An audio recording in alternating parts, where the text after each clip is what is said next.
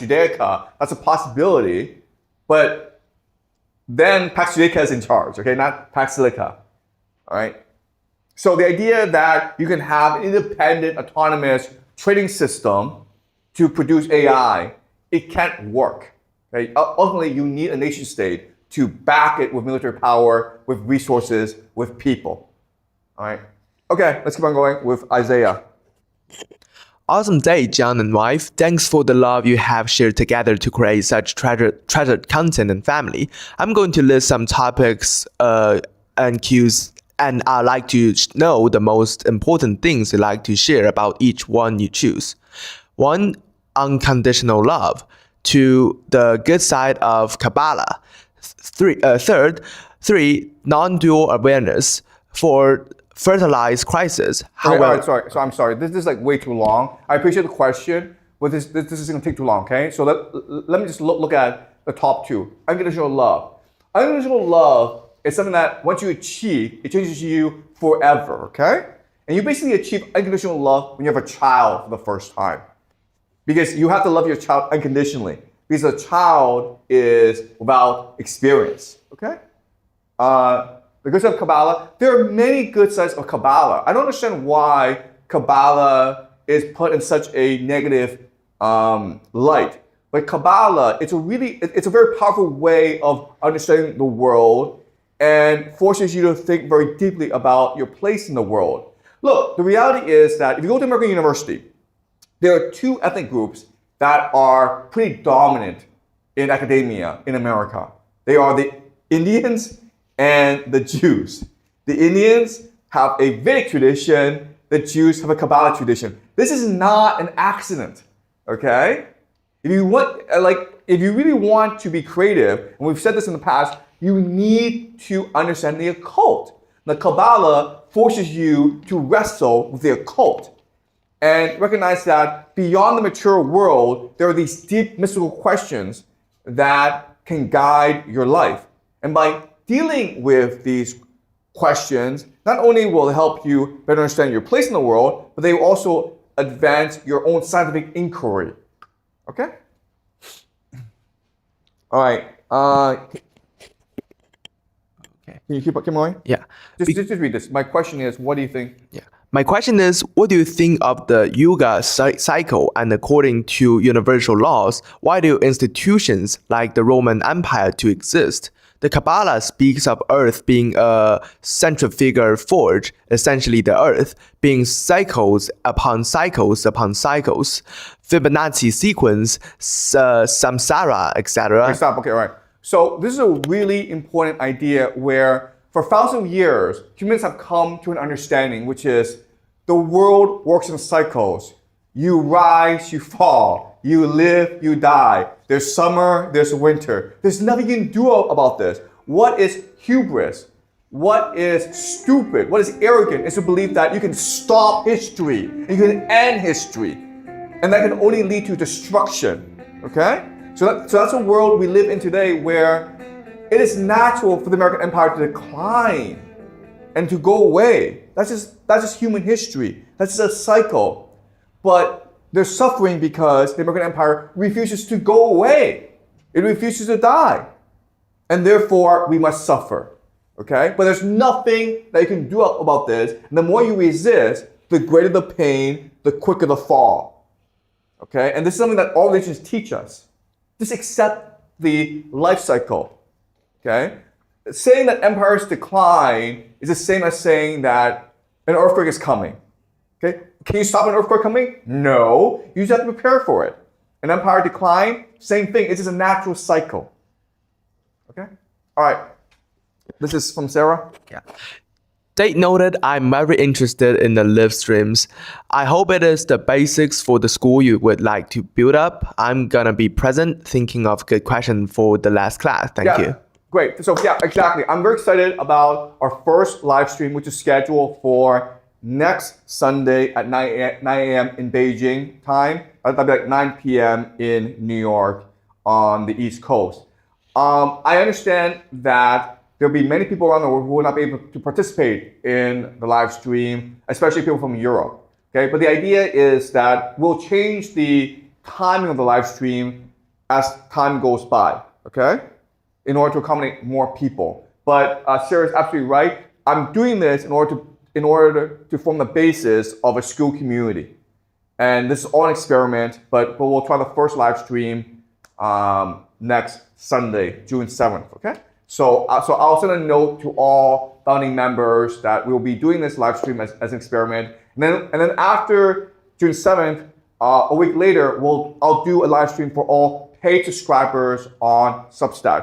All live streams will be eventually uploaded to my YouTube channel, so no one will miss the content. But during the live stream, only founding members or paid subscribers will be able to participate. Okay. All right. Keep on going. Hello, Professor. I want to begin by saying your lectures have given me an Sorry, can you just go to the question? Okay. My question focuses on the takeaway from Danton's Divine Comedy and the great books, specifically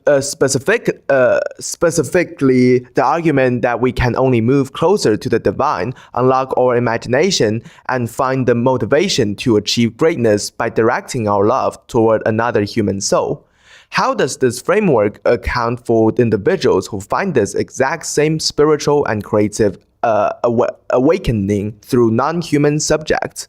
For example, consider someone who grew up isolated, without supportive parents or an interest in romance, but who form a deep, profound attachment to colors, sounds, or concepts. If their intense love for painting, music, sports, or technology provides the exact same drive and beautiful imagination, can that abstract devotion serves as an equivalent path to the source? Are they not adding to the imagination of the universe and expanding it as well? Okay, this is a really good point. Yes, it is true that in Divine Comedy, I say that the way to activate our love, our connection to the monad, is by connecting with another person, by loving that person unconditionally, like a child or a mother or a partner. But what if you are, for whatever reason, alone in the world, and you are nonverbal? You express yourself through colors, and you can still connect to the monad. The monad is still in you, okay? And you're right. There are lots of people who are like that, like Vincent van Gogh, who produced tremendous artwork. Okay, so the point is that anyone and everyone can produce great beauty in the world because of our connection to the monad. The question is, as a society, how tolerant, how generous, how loving are we? Okay? And the more generous, the more tolerant, the more loving we are as a society, the greater our creativity. And so the example I use would be autistic children in schools. I have researched autistic children. They're not that different from you and me. They just have limited emotional regulation, meaning that they make noises in class. But teachers don't accept that. It's like, no, if you're making noises in class, then you are a problem. Therefore, you should be on medication. Okay? So that's the society that we live in today, which is extremely intolerant, which is extremely selfish, very individualistic. And so if we're truly to love every child, then we need to transform our society that is much more loving and generous. Okay? All right. Keep on going. Which part? Okay. Professor, thank you for everything you have done and what you continue to do. In your lecture, Trump World Order, you discuss a potential grand plan being carried out by Trump. From my understanding, you believe that the failures of the US in the Middle East may ultimately lead to a decline of the US empire globally, but the rise of the American nation in this scenario, US will be forced to retreat and return focus on the Americans where there is an abundance of natural resources. Being forced to retreat, the American global empire is hurt significantly, but it may be better for the actual citizens of America. By focusing internally, America will stop overextending itself abroad, which will actually help the country. Do you truly believe this is Trump playing 4D chess, or is this just a lucky result where America basically stumbles into success in the Americans? Is there an unknown party behind Trump that is driving him to make these decisions? Okay, Trump is not playing 4D chess, okay? Trump is stupid. He's playing 4D chess in American politics where he's trying to get a third term, okay? That's what he wants. But the idea that Trump has this grand vision how to make America great again, that doesn't really work, okay? What America is doing, what it's doing is, this is how an empire behaves in decline. An empire would prefer to control the world through soft power.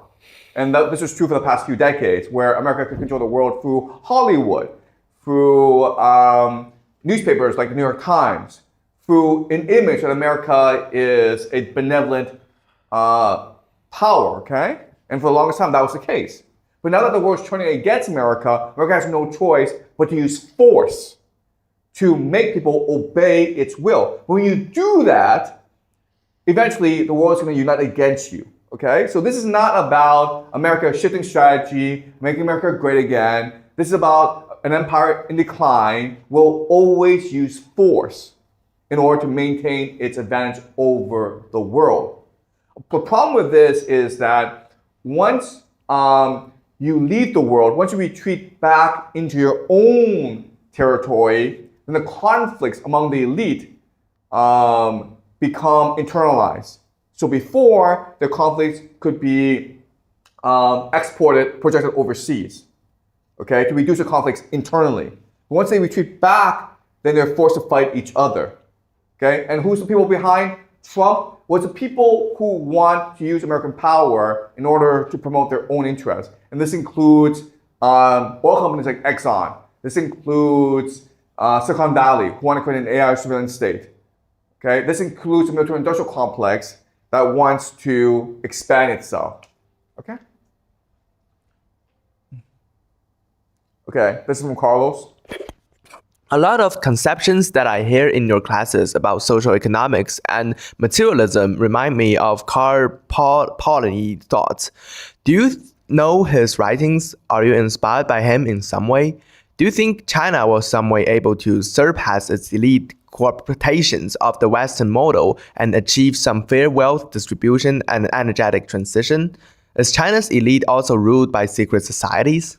Okay, so China's elite is not ruled by secret society, it's ruled by certain families. Okay, this is very different because families don't have eschatologies, they have bloodlines. Secret societies do have eschatologies, meaning there's less energy in China. China's just interested in maintaining the status quo, where secret societies are interested in achieving certain eschatologies, okay? Will China be able to surpass its elite cooperation of the Western model? Achieve some fair wealth distribution and energy transition? No, okay? No. China is on decline. And this is something that cannot be averted. Listen, I personally think that China is a historical accident. Okay? There are many things about China that should have been destroyed a long time ago.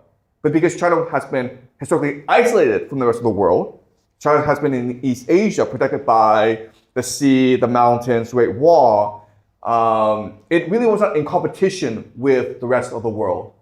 Okay, so I'm not really that optimistic about China. Okay, Mark? Dear Professor, thank you for your lectures. They have shaped the way I think and approach new things I learn. I recently wrote an essay on Serbia that develops a model I believe may resonate with some of the themes you teach. If you happen to have the time to read it, I would be honored to hear your thoughts, especially on whether the framework feels coherent and useful. Okay, so this is from Mark, and I did read the essay. Okay, and the essay is about how Serbia can try to navigate, negotiate, and balance the different powers that surround it, including Russia, including Europe. And it's a very interesting point. The point I will make is that if you really want to know how resilient a society is, don't worry about how carefully it navigates diplomacy, okay? Just ask yourself 3 questions. Is this society energetic? Meaning, do people in the society work hard? Do they take work seriously? Second is this society open-minded? Meaning, is it willing to learn from its mistakes? Is it willing to be humble and innovative? The third question is it cohesive, meaning that there's a coherent ethnic identity that binds people together and makes them want to sacrifice themselves for each other, okay? If Serbia has answered these three questions, then Serbia, no matter what it does, will have a good future, okay? I don't know enough about Serbia to comment, but those are the three questions you want to ask. And everything else is not really that important. All right, this is from Wild Enkidu. Why are people obsessed with games? Why are games such a useful framework for understanding ourselves and our world? Can a game still be considered a game if it has no limitations, only players and incentives? Yeah, this is a really interesting question. So I use game theory as a way to frame human behavior, okay? But it doesn't necessarily mean that people are themselves using game theory